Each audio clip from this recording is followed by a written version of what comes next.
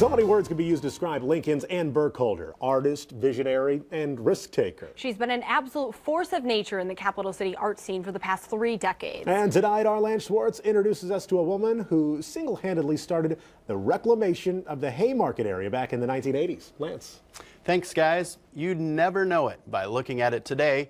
But not so very long ago, Lincoln's Haymarket area was a pretty scary place. Instead of today's great eateries, classy art shops, and a brand new arena, the Haymarket was filled with deserted warehouses and transients.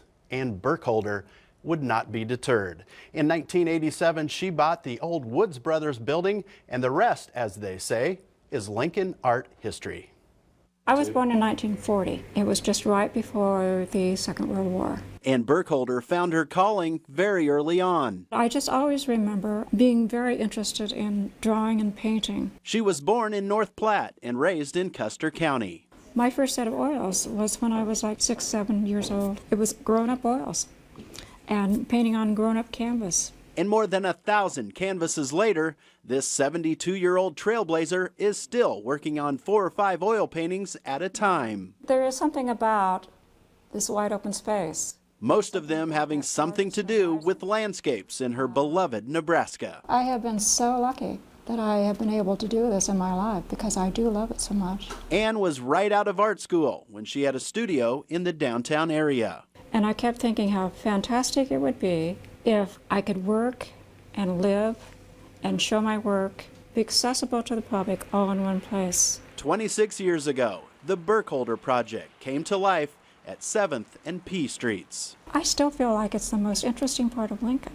Over the past quarter century, more than 125 artists have rented space here at the Burkholder project.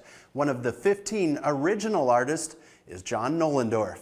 Well, Ann Burkholder is a phenomenal entrepreneur, artist. She breaks the mold when it comes to trying to make money with art. Lisa Holmquist has been Ann's gallery director for the past decade. She is a woman of vision and courage. Lisa sees Ann's enduring legacy on a daily basis. One of the things Ann wanted to accomplish was creating working space for artists, but also a way for them to collaborate and support each other. And that has certainly happened. This building is chock full of incredible art. It's home to 32 different studios, just like this one. I come to work excited just about every morning. So it's a pretty good life. A very good life indeed. In addition to creating what's widely known as one of the most important art studios in the state of Nebraska, Ann was also instrumental in the bringing of First Friday phenomenon to Lincoln, where all of the art studios in town open up to the public on the first Friday of every month. And if you've never experienced the Burkholder project before, I would strongly recommend that you take a stroll through it sometime soon. Admission is always free, and I'm telling you, there's always something that catches your eye, and they pride themselves on the comfortable, laid-back atmosphere. You need to check it out if you haven't been there. Yeah, you don't have to be a connoisseur to go there. Just have a little fun and keep an open mind. Definitely. Very good. Thanks, Lance. And we'll update your forecast next.